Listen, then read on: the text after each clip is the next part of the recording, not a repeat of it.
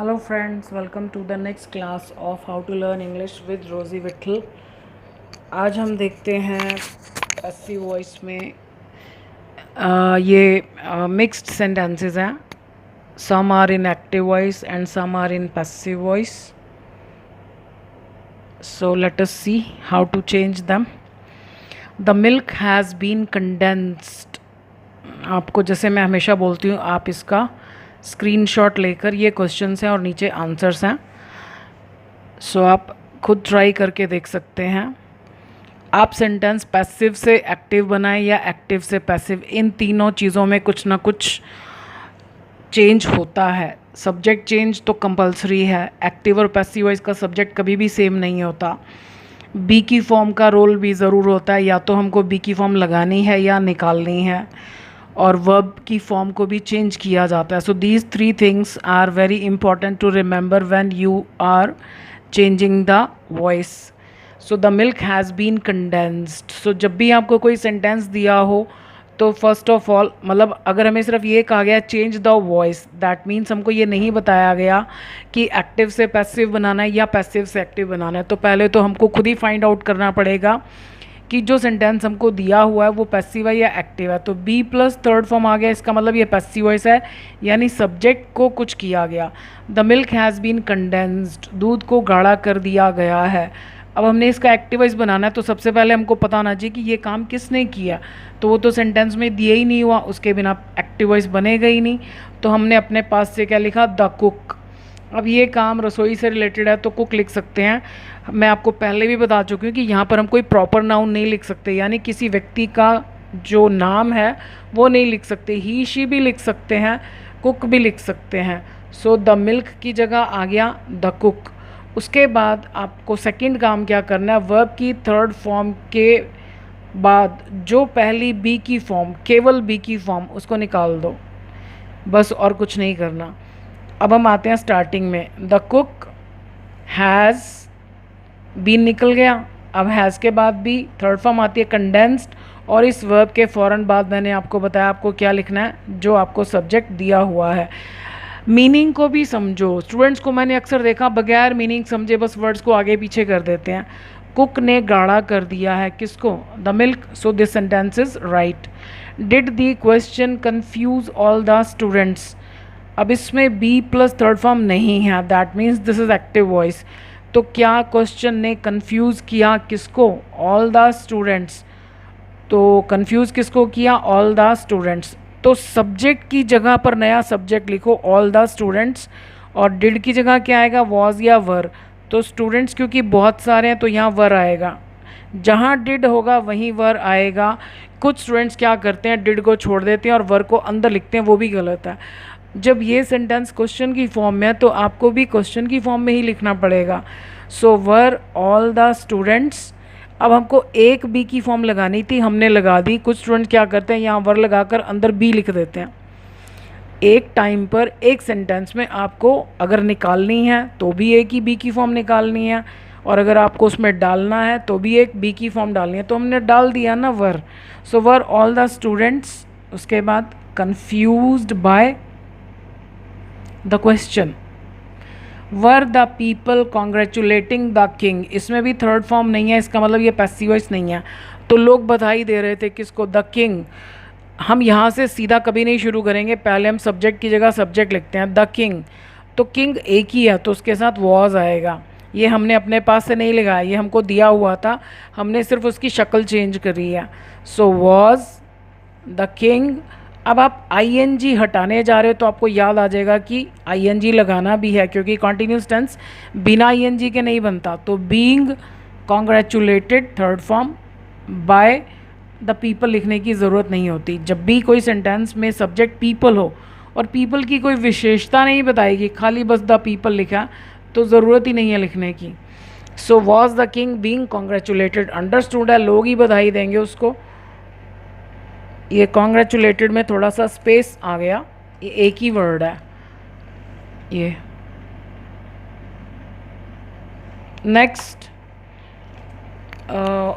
Was the ball dropped.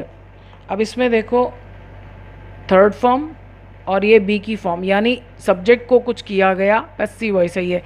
क्या ball को गिरा दिया गया, ड्रॉप, जैसे कैच ड्रॉप कर दिया जाता है। अब किसने किया, कुछ स्टूडेंट्स क्या करते हैं उस सब्जेक्ट को वहीं रहने देते हैं। मैं आपसे बार बार कह रही हूँ कि वॉइस का सबसे पहला काम ही है कि जो सब्जेक्ट आपको दिया उसको वहाँ से हटाओ। अगर आप नहीं हटाओगे तो आपका सेंटेंस, बाकी आप जितने मर्जी रूल चेंज कर लो, तो आपका सेंटेंस गलत है। अब किसने ड्रॉप किया, प्लेयर ने, तो हम पहले सब्जेक्ट की जगह सब्जेक्ट लिखते हैं, द प्लेयर। अब दूसरा काम, हमको एक बी की फॉर्म निकालनी है। हम इधर से शुरू करते हैं, तो ये मिला हमें, एक ही बी की फॉर्म है, हमने इसको निकाल दिया तो ये जगह खाली हो गई। अब इस खाली जगह पर कुछ ना कुछ आएगा क्वेश्चन बनाने के लिए, तो खाली जगह हो और क्वेश्चन बनाना हो तो इसका मतलब आपको अपने पास से लगाना है। अपने पास तो एक ही चीज़ है, डू, पर क्योंकि ये पास्ट टेंस है तो यहाँ पर क्या आएगा, did. So did the player, did को सेकेंड फॉर्म अच्छी नहीं लगती, ड्रॉप, और उसके फ़ौरन बाद ये जो है वर्ब के बाद आएगा द बॉल। अब मीनिंग भी समझो, क्या प्लेयर ने छोड़ दिया बॉल को। Were the women, E N, इसको विमेन बोलते हैं, बहुत सारी औरतें, वुमेन के बाद एस नहीं आता। सो वर द विमेन ड्राइंग, क्या औरतें खींच रही थी पानी को फ्रॉम द वेल, कुएँ से। अब इसमें भी आप देखो थर्ड फॉर्म नहीं है, तो यहीं से ही पता चल रहा है कि ये पैसिव वॉइस नहीं है। तो हम सीधा वर्ब के पास जाते हैं, खींच रही थी क्या, पानी। अब कुछ स्टूडेंट्स क्या करते हैं, क्या का जवाब तो पानी है, वो सारा का सारा उठाकर स्टार्टिंग में लिख देते हैं। जो चीज़ क्या के जवाब में नहीं आ रही उसको हमको नहीं छेड़ना, ये यहीं रहेगा।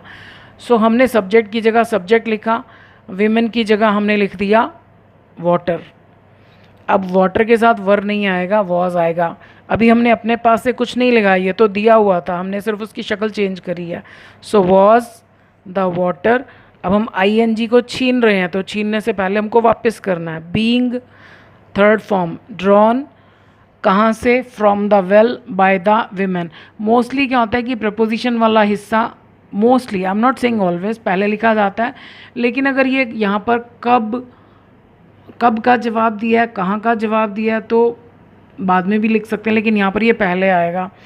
Was the water being drawn from the well by the women.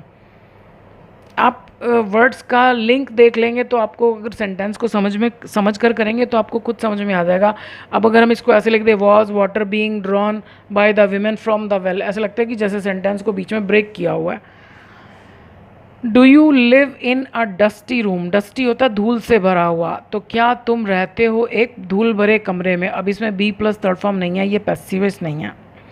लेकिन पैसिव वॉइस बनाने के लिए हमको क्या करना है, सीधा वर्ब के पास जाना है।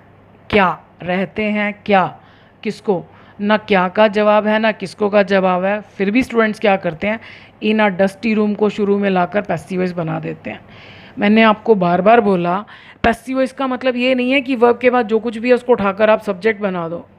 आप वर्ब के पास जाओ, पूछो क्या, किसको, तो कोई जवाब ही नहीं है, तो नो पैसिव वॉइस।